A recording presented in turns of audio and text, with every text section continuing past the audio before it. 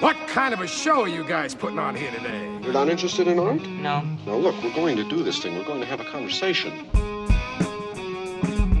Hey, film spotters, Adam and Josh here. We wrapped up our 6-film Dissident Cinema Marathon last week. That was our conversation about The Circle. And Adam, I think it was clear during that conversation and from all our previous discussions, we've not had a dud in the bunch. This has been a really great marathon. That is absolutely true. I think we both were very high on all 6 films, would recommend that people see all 6 of those films if they have not had a chance to follow along with this marathon. Turns out after our conversation about The Circle and the ending, the mysteries of the ending, the ambiguities of Jafar Panahi, he tricked us. There's an alternate reading that probably is the accurate alternate reading. We'll link to that in our show notes if you are curious. The Dissident Cinema Marathon is dedicated to films that depict or openly confront fascism in various forms. I'm going to save the reading of the titles, Josh, because I'm going to get to them when we get to our first awards category here in a moment. But I will remind our listeners that you can always find the full lineup for any marathon at filmspotting.net/marathons, or just go to the main page and click on marathons right there at the top. That is where you can find all of them. We have done, I think this is either number 51 or 52. They're all about eliminating our cinematic blind spots. You had all 6 of these were blind spots for you. I think I had seen 2 of them. The first 2, The Great Dictator and Rome Open City, though, as we covered when we discussed those, it was like seeing them fresh because it had been since being an undergrad that I had watched both of those films. Let's go ahead and jump in. We do have, at the last minute, a name for these awards. Do you want to announce that? Yeah, I think we found a good one here. We put the word out on our last discussion, The Circle, but we didn't get a ton right away. So sent out the call again today on the Filmspotting Family Discord. Thank you to those family members who weighed in. We got some good suggestions there, but I think we're going to go with one that showed up on Blue Sky when I mentioned it just a couple of hours ago. And this comes from MJS over on Blue Sky. You can find MJS as at the movie Vampire.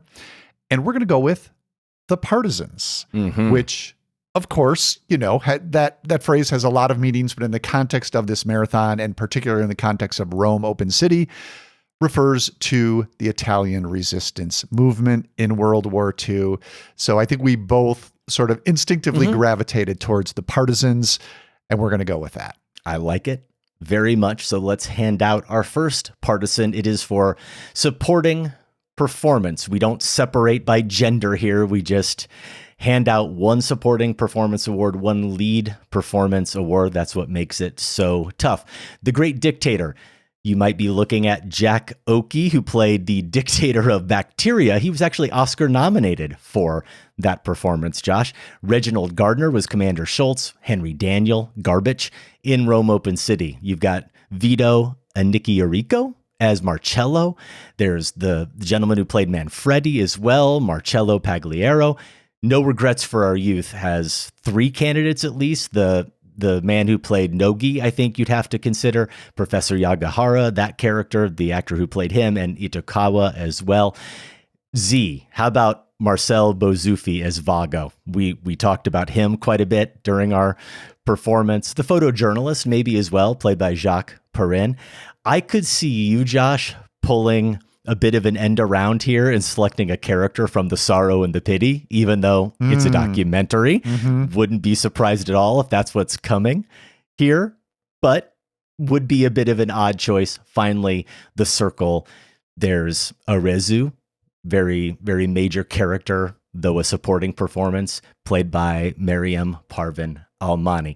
Did you select from any of those that I named? Who did get your partisan for supporting performance?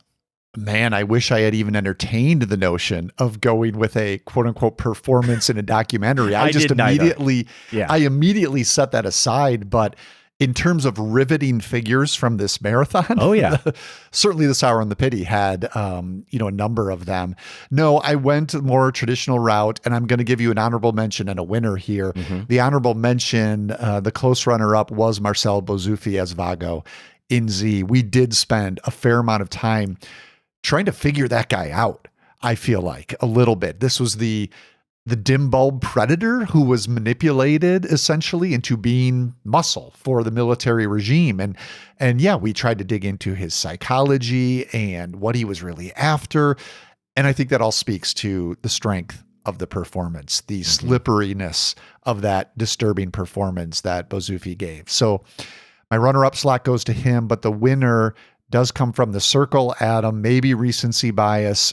This is Mariam Parvin Almani, who plays Arzu. And I described her as sort of the feisty one. We meet her fairly early on, one of the three women we meet after that first handoff. So they're on the sidewalk outside that maternity ward.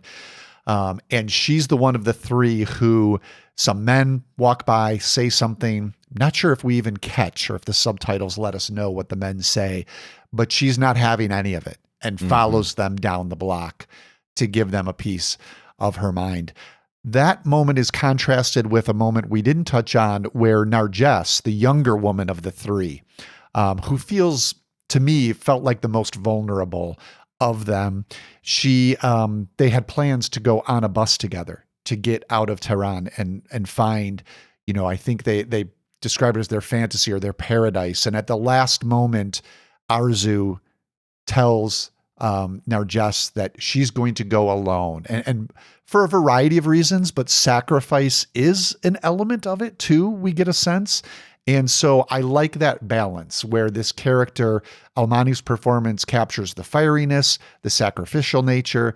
And I just also like you feel in the performance that Arzu knows the end result of that fiery nature within her, but it's her nature and it just comes out anyway.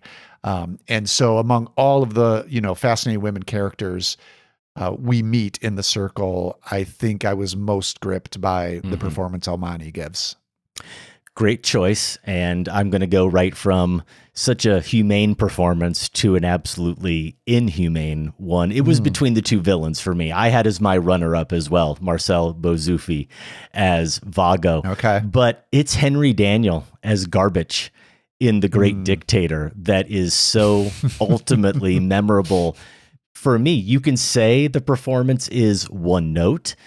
It is. You can say it's too drolly cartoonish, perhaps, though, of course, in both cases, it is precisely what this movie calls for. This man Napoleon is aggressive, domineering. Before we make our demands, we must put him in his place. Precisely, but how? By means of applied psychology. In other words, by making him feel inferior. This can be done in many subtle ways. For instance, at this interview, I have so arranged it that he will always be looking up at you. You looking down at him. At all times, his position will be inferior. Excellent. It's inhuman. It is drained of any sense of compassion, of empathy, of life. There is not even in him a sense of rage, Josh. It's not as if this character, it seems, is driven by anything. This is the Secretary of the Interior and Minister of Propaganda, essentially Goebbels, right? Under Hitler. It just, I want to call it, not him, because it behaves like a machine almost. It has a directive, and there is no humanity to this character whatsoever. As a reminder, why we're doing this marathon too, we got off to a great, if daunting, start with this movie and with this character, because this character is, as I was describing, so banal. I did invoke the vampiric visage of Stephen Miller, wondering if he perhaps saw this movie, did not pay attention to any of the other scenes except his, and took extensive notes and said, hey, that looks great. I can emulate that. This guy's the hero. This guy's the hero. Garbage is the hero of this movie. And when you look at it that way, it's not so cartoonish. That's who I'm going with. Henry Daniell is Garbage. Yeah. Garbage is scary, and that's not something you say of Chaplin's Hinkle, right? The great dictator himself, purposely. This is how they're designed, but I think the movie does need, even though it's obviously a comedy, that threatening presence as well. Eerily, calmly threatening presence, which is absolutely what Daniell brings. We move on to our next partisan for lead performance. The Great Dictator does have Charles Chaplin, who was nominated for Best Actor, dual performance as the barber and Hinkle, the dictator of Tomania. Paulette Goddard, maybe supporting, but I think you could put her as Hannah in the lead performance category. Rome Open City has Anna Magnani as Pina and Aldo Fabrizi as Don Pietro Pellegrini. No Regrets for Our Youth, Setsuko Hara as Yuki Yagahara. In Z, we have Yves Montand as the deputy who is assassinated, Jean-Louis Trintignant as the examining magistrate. No, there's no lead characters in The Sorrow and the Pity. We'll stick with that unless you want to call Marcel Ophuls the lead character as the director of the film. Finally, in The Circle, I think perhaps we could say that Narges Mamizada as Narges is the lead in that ensemble film. Josh, who did you give your award to? I couldn't separate or choose between Anna Magnani and Aldo Fabrizi in Rome Open City, so I'm afraid they have to share my honorable mention slot. I think what they bring here is an experienced sense of conviction as experienced actors. There are many novice actors in this film, part of the verite element here. And then you get Magnani and Fabrizi, who one of them is quiet in their performance, one of them is quite loud. These characters both surreptitiously aiding that resistance movement, the partisans, but they absolutely have their own distinct emotional power to the roles. And they're the faces I think of when I think of Rome Open City, both of them. My winner, though, to me, there was no doubt about it. It was Setsuko Hara as Yuki in No Regrets for Our Youth. I just think this is a showcase for her talents, even though, as we discussed, she was just getting started. It would be later that she would make her Noriko trilogy with director Yasujiro Ozu. And here she's playing a somewhat similar character, a single woman who's gently pushing back against the expectations of Japanese society. What I love about the performance here, especially in the context of those later ones, is you see Yuki maturing into just that sort of woman across the course of this story. I think of the first scene, or one of the early scenes we see her, where she's out on that hike with the other students, her father's students, and they're at the top of this mountain and they hear the guns going off. And it's practicing, the military practice. And she says, I love that sound. And we get a sense she's all in on the patriotism at this point, right? The militarism.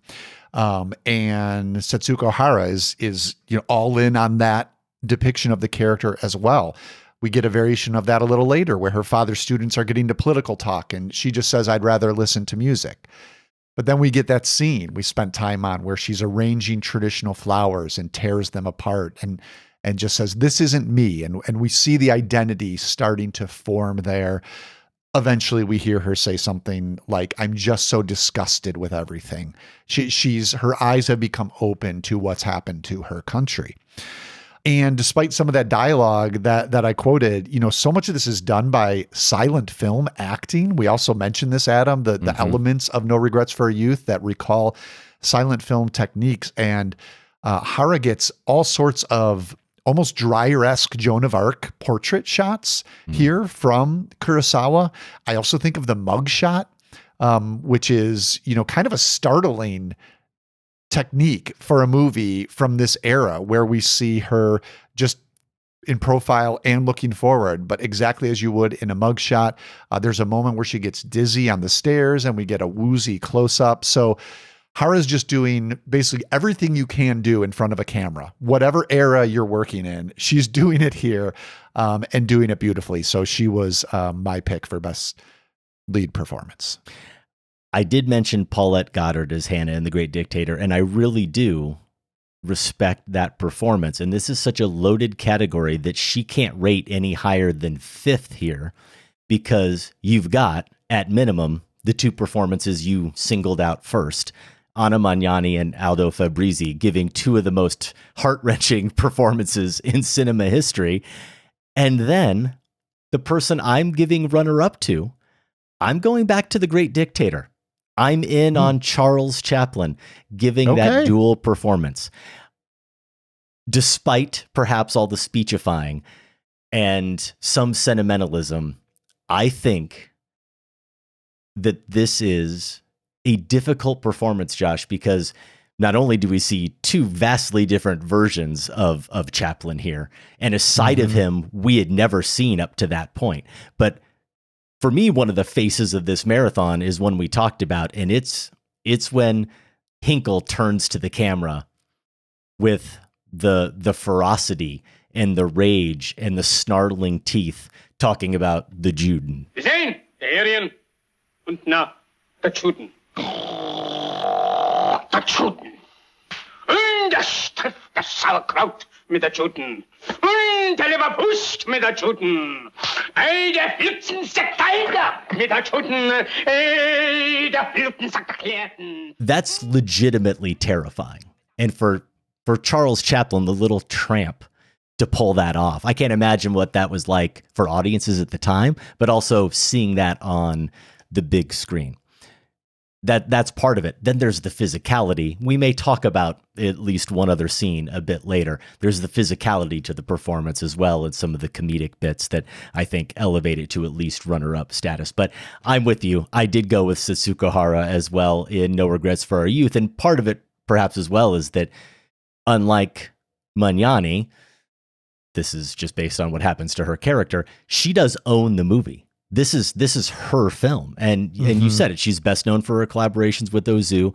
She only made 2 films with Kurosawa. The other one was The Idiot. And this is the only one that Kurosawa did with a female lead. And this movie is certainly good enough. And Hara is certainly good enough that you wish that wasn't the case. You described it so well. I don't know that I can say anything better, but it is such a huge arc that this movie covers with that character, going from this naive young woman who isn't at all interested in getting involved in politics to a much more mature woman who has experienced real suffering and now chosen to become more politically active. And she does play it all, I think, with such subtle force. And I found Film commented on her performance. I'm going to read a quick part of this. The actress plays every step of her evolution in such a straightforward manner that even her ever-changing hairstyle works towards this end. No matter what external appearance she bears, Hara's greatness is her ability to project an inner self that prevented her from wearing those styles as if she were at a costume party. And I don't know if we got into it or not, but it was in my notes that the scene where, and it's a famous scene that may come up or not, where she goes to work in the rice fields and is determined to work with the in-laws. What does she do? She puts her hair up, and that low angle shot that Kurosawa captures that with, it's such force. That's a bit of silent film acting even there, it seems like, right? Where the camera and just the physical part of that gesture with her hair is doing all the work, saying everything about the character that we need it to. And she becomes an entirely different type of worker and person in that sequence. Yeah, I like the phrase subtle force because, yes, she's not pushing anything too hard, yet somehow registers so strongly across the whole stretch of this movie. So we always hand out an award. We have 3 more categories. We have best scene. We have the scene that's unique to our marathon. We'll get into more detail about that in a second. And we have best picture. Sometimes I wonder whether or not it makes sense to do the best overall scene second, like we're building up to that. But I actually think, and this is usually what we do, I think the scene that's unique to the marathon makes a little more sense to build to be the penultimate one before before the Best Picture award is handed out. So what is the best scene for you in the marathon that isn't the dissident gesture that we'll get to here in a bit? Yeah, I like that because my scene is a downer and my dissident gesture is a little more inspiring. So I like that we're going this direction. I'm definitely the opposite. Actually, You're the opposite? Both of mine are depressing as hell. So. Well, that's reasonable. That's how things went a lot in this marathon. Well, for scene, I'll start with and maybe the downer of the marathon in terms of how the filmmaking just punches you in the gut. And that's the murder of Pina from Rome Open City. We did spend some time with this, but she protesting Francesco being arrested, the soldiers shooting her. And we witnessed this from the back of the truck where he's been thrown in, pulling away. And it's just, I mean, you could go back to our conversation and we describe just why that works so powerfully. But that one, an honorable mention for me. And another one, I'm going back to The Circle from just last week, and it is completing The Circle, that finale, which, as you said, had riches beyond the ones we spent a long time discussing, that you tracked down later. So those are my honorable mentions.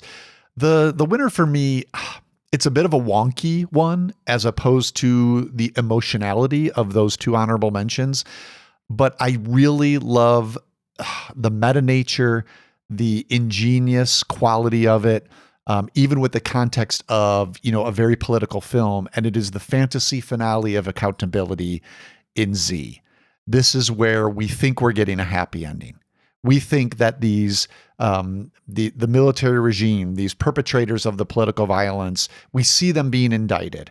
And we think, especially if you don't know, the Greek history, the recent Greek history that this is drawing from, this account, maybe the bad guys were actually held accountable. And then the movie pulls the rug out from under us, reveals what happened in real life, that these figures were exonerated, allowed back in power, and things got even worse.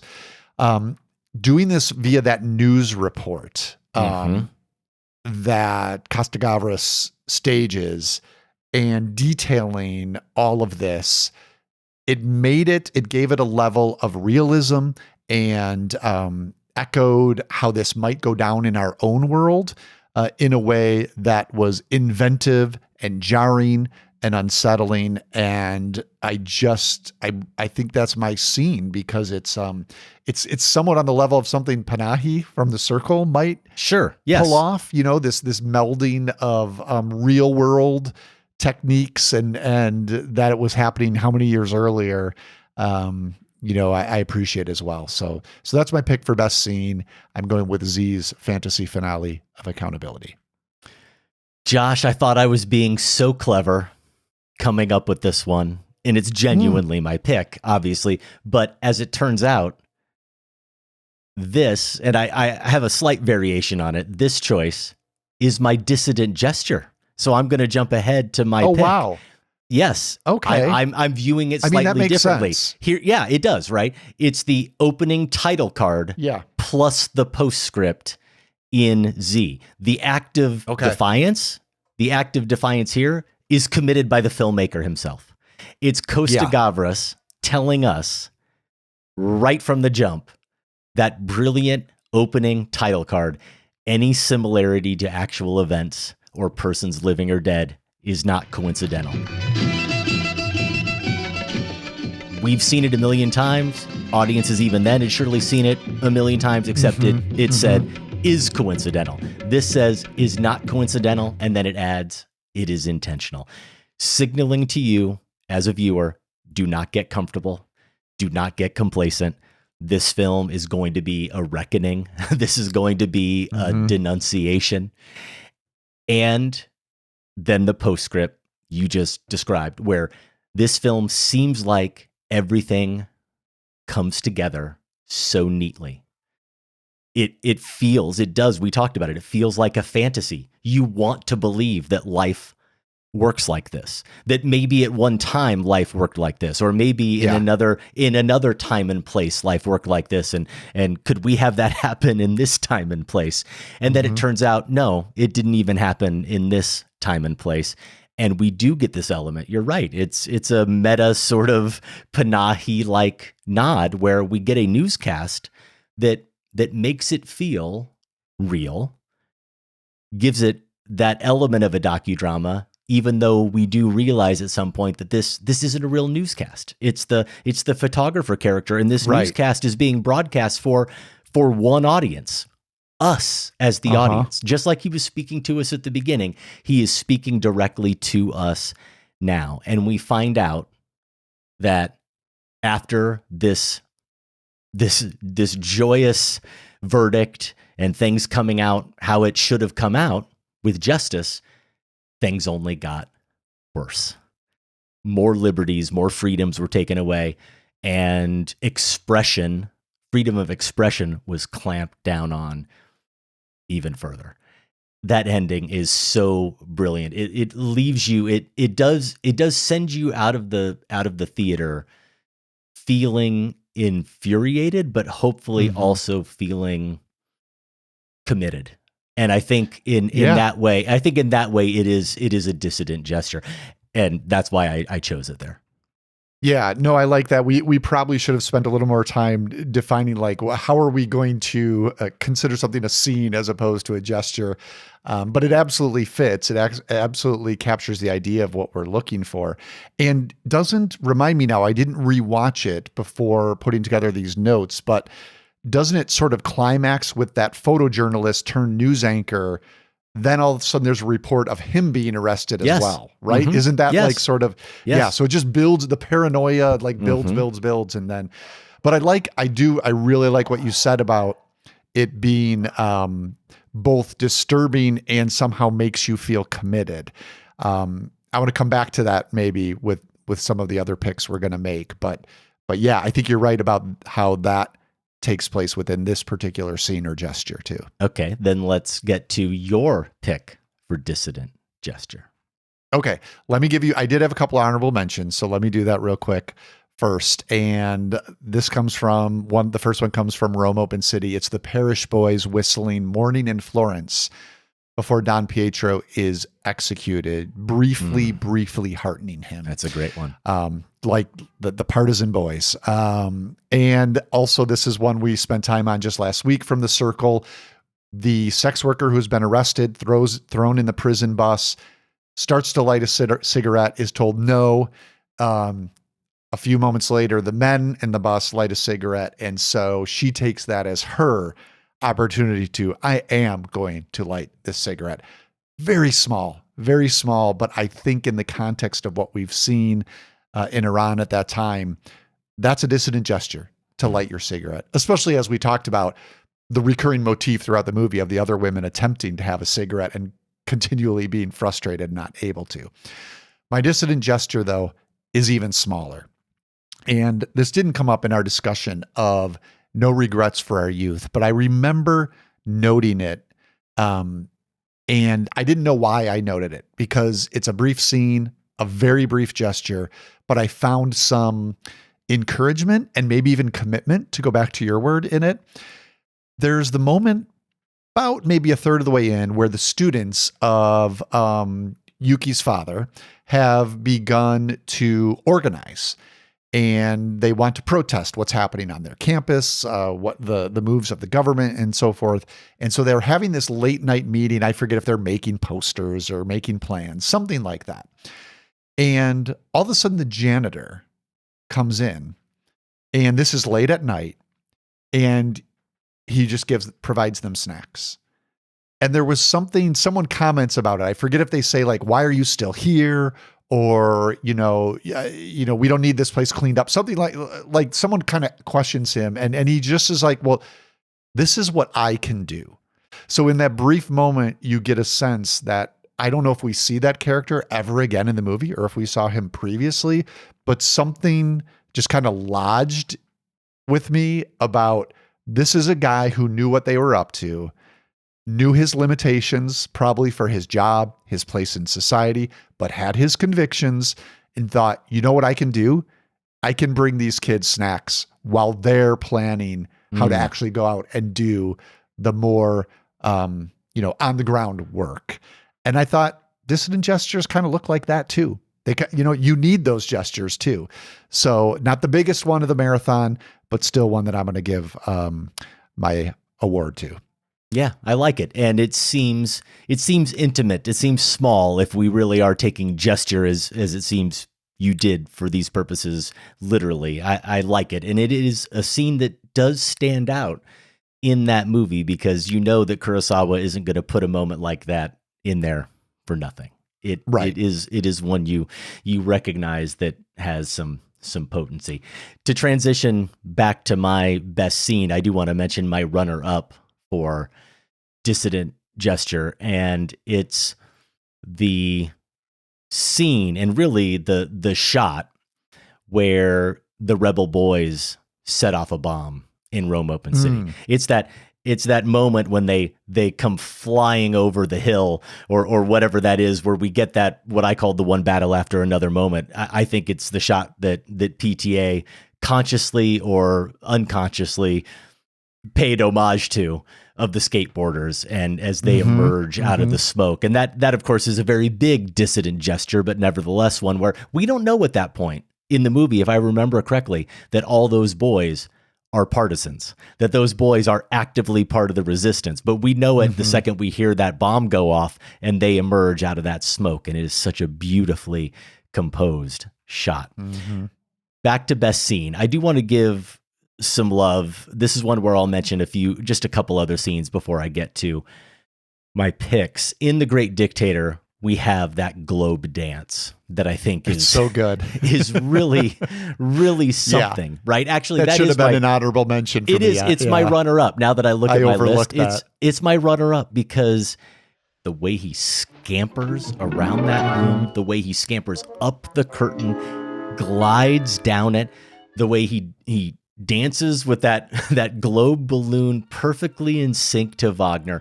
And it's just this juxtaposition of beauty and gracefulness, and also it shows you everything you need to know about the despicable mind of this fascist. That this is his vision of total world domination.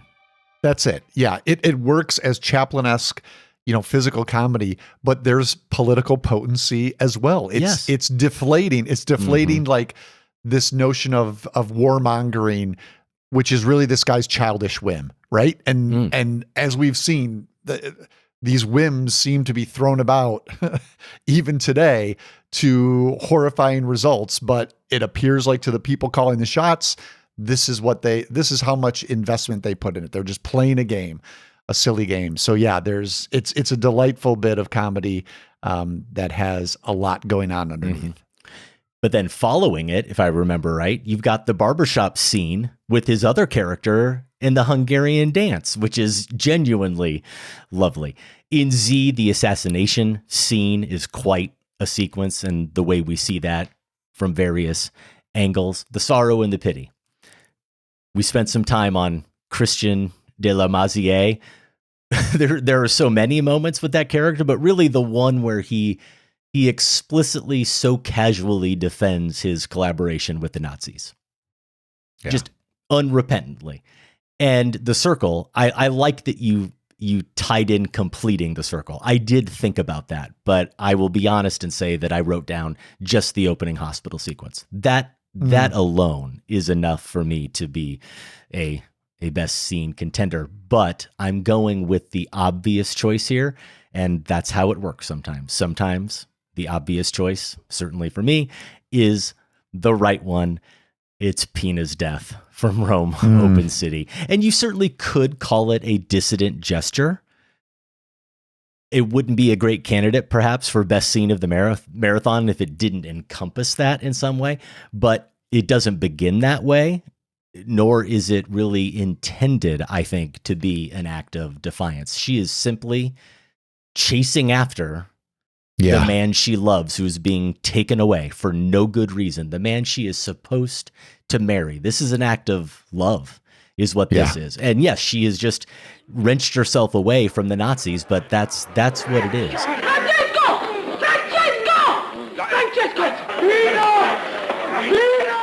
And here with Rossellini, you have every kind of cinematic approach that he is harnessing in this film to such great effect is on display. From still composed shots to dolly shots and following her as she runs, to her coming towards the camera, but the camera's pulling away from her. Two shots, single shots, you name it, it's all being used to such great effect. And you have handheld as well. There is a reason why. And then at the end, Don Pietro holding her and evoking the Pietra. There's a reason why this is iconic. I do think, Josh, if you were making a poster, and when I say you, I don't mean just me. I'm going to speculate that you might do it as well. I'm going to speculate that if we polled 100 people listening who had watched all of these films and you said, you have to make a poster for this marathon and you can only pick one image from one film, I think it's possible Pina running towards the truck, Pina getting gunned down is the image. I think it's the iconic image of defiance ultimately that speaks to what we're trying to explore in this marathon, the oppression and injustice in this marathon. I think that's it. And that's why I picked it.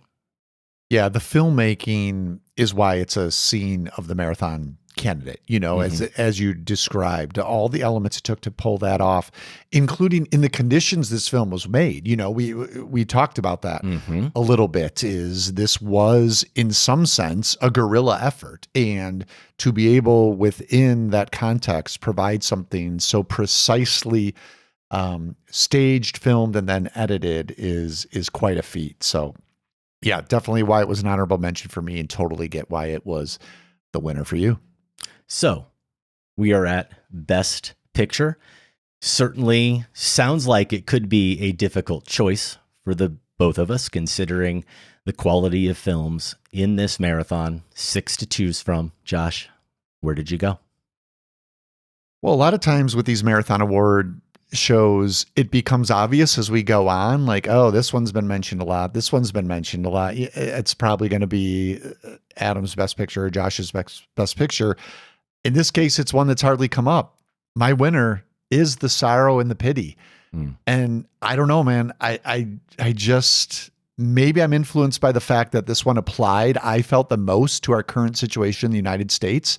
As I was watching it, I just kind of like, I kept tensing up more and more. And yes, I think this is over 4 hours, right? 4.5 hours. Yes. So I was pretty tense at the end.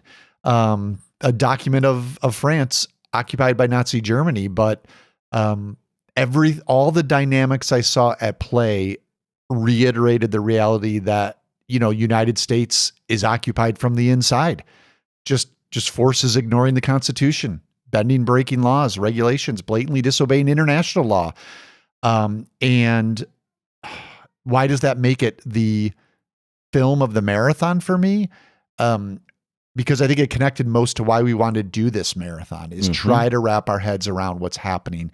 And not only is The Sorrow and the Pity intricately constructed and needs all of those 4.5 hours in ways that we discussed, but it was revelatory in that sense of how this can happen so quickly to countries that otherwise you would think would have different values. And related to that is the question, as I was clenched up at the end, so what are we going to do, And it struck me that Sorrow and the Pity is a wake-up call to anyone who thinks they can ride out humanity's worst impulses. If you think you can just look the other way, go about your day, that movie documented how the people who chose to do it that way, they're living in a different reality. And in the moment and for the rest of their lives. And so dissidence of some kind is going to be required for the country, for your neighbors, for your own conscience, really. I think of that phrase. At times like these, you really see people's character. You know, one of the interviewees says that. So Ophel's document, it's crucial. It was crucial in its time and place. We talked about that, right? It's like what it meant to France at the time of its release. Sadly, still crucial. So I'm going to make it my pick just for its effect on me and its lasting relevance. Yeah, I think it's a wonderful choice because I strongly considered it, and it's my runner-up. It is my number 2 film from the marathon, and to your point about its relevance, and I think we did manage to find relevance to our current day situation without straining at all in every single film that we talked about in this marathon. But this one, The Sorrow and the Pity, is the movie that forced the toughest questions, and it made me think about the most questions. The one that I saw, we spent time on this, but the one I saw in my notes as I was refreshing my memory today, the one that lingers with me the most from my notes as I watch this film is, am I wrong to feel like our collaborators need to be punished? Speaking to exactly what you said about being occupied from the inside, that's how I felt too watching this film. That's what I was thinking about. And so I think we have collaborators similar to how some of the French people, the French resistance people, felt in this movie. Otherwise, I'm not comparing myself to those French resistance fighters at all. Sure. Other than that feeling. And you can take the word punished there. Punish is doing a lot of work, because you can take punished there to mean according to the letter of the law, and simply want what should be coming to some of them for violating our Constitution, for breaking the law, and you hope that things are set right. Or you can take it to mean something that is coming from a place within me and probably others that is seeking more retribution. Because which we see in the documentary, right? Which we also see in the documentary. Yeah. Exactly. Yeah. So that's why it's my runner-up. But as you maybe have been able to predict from at least my last choice. Can I guess? You can guess. Okay. I feel like it's Rome Open City, but part of me also feels like you've mentioned the Great Dictator way more than I have, even though I enjoyed it quite a bit. But then I expected. Is it The Great Dictator? No, it's not. Okay. I did enjoy The Great Dictator this time around more than maybe I expected to. But and I do think it's a very good film. Yeah. I don't know where I would rank it. I haven't ranked the films of this marathon. I do know that The Sorrow and the Pity is number 2, and I know that Rome Open City is the, I was going to say the essential, but I think The Sorrow and the Pity is also essential. It's my favorite. Rome Open City is my favorite film. I said that Z created the blueprint for the modern political thriller. I'm not the only one who has suggested something like that. This film, Rome Open City, created the blueprint for modern resistance cinema. You can trace the exact line from one battle after another to the Battle of Algiers, back to Rossellini and this film. We were talking about the different techniques employed just in that one sequence, Pina's death.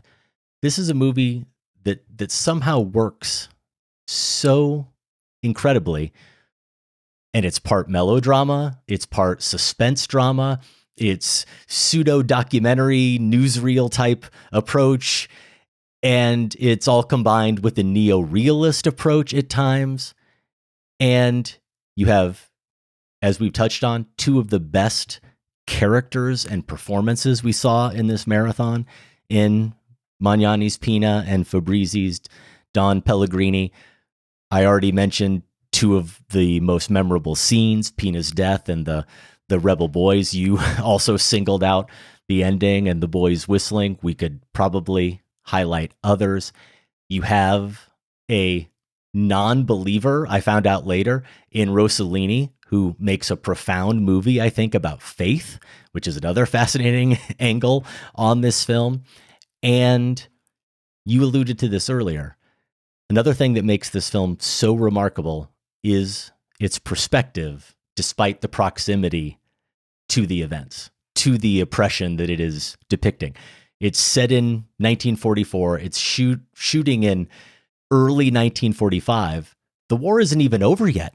This is completely fresh. Only Rome has been liberated. So the Germans just got out of town. And here's Rossellini saying, now I'm going to render this experience on screen. And the buildings, the backdrop is the backdrop. That's why it feels neo-realist, because he doesn't have to fabricate anything. There's no production design really needed, certainly in the streets of Rome, because the backdrop is there. The city experienced it, the people experienced it, and I think Rome Open City is an achievement. That's why it's my favorite film of the marathon. It's getting my partisan. Convincing. I'm going to make it my honorable mention. I didn't really have one, but yeah, if I did that ranking too, I think that's where I would land. We'd be flip-flopped. I'd have Sorrow and the Pity as the best, and then Rome Open City just after that. I like so that. Can I ask you a question before we wrap up here? That if it's easy, I don't know if it's easy. So, but it's been, as I've been putting these notes together, I've been asking myself this. And I think I've meandered toward an answer. So I'll ask you and I guess give mine and give you time to percolate on it. Do you feel better or worse about the state of America after doing this marathon? Because I think, as I said, one of the reasons we wanted to do it is just to try to make sense of what's happening here and get some historical context, perhaps. I think also I was hoping to come out of it feeling one way or the other. And so now that we're at the end, I guess I would say, if you asked me that question, I would say encouraged. And I think I mean, we've witnessed how in these dramatizations and in one documentary, the human spirit has weathered, survived, and in some cases pushed back against fascism, authoritarianism in the last 50, 80 years that we've been looking at in these movies. And there's something oddly, maybe it's just like there's more people in the foxhole with us in a way historically that I find some encouragement, but just reminders, we're not the first to go through a variation of this. I don't know. I don't have a clear response. Yeah, it's a great question. And it's funny too, because we could spend a lot of time on this and I don't want to at this point, but you look at the 6 films we watched, and if you do a quick snapshot, how many of them truly end with hope? How many of them? I know it. How many of them truly end on a positive note? Even something like The Great Dictator, of course, ends with hope, because you've got this great plea for love and compassion. Part of our response to it might be that it just rings a little false.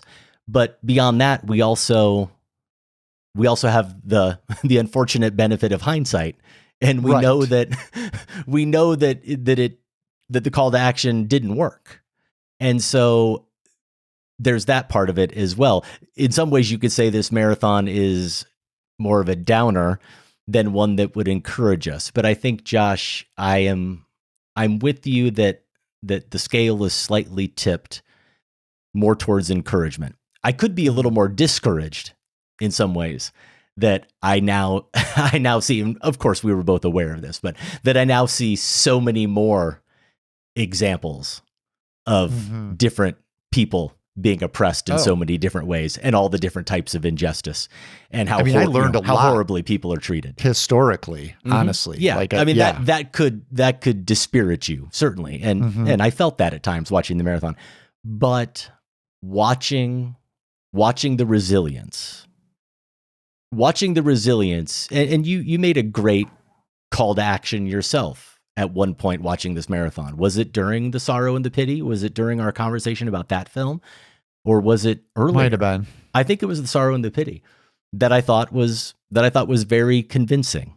And I think that's because of the power of a film like that, and that ultimately we see in people like the French resistance fighters. Like, you can't help but be emboldened by that and think, as you were saying, can't help but think, well, then surely I can do something.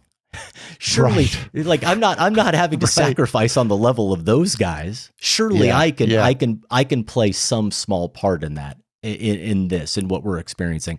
And with that in mind, then I think ultimately I'm in a better place than I was when it began. Okay, good. Let's So go add with that to the reasons we're happy to have done this marathon. There you go.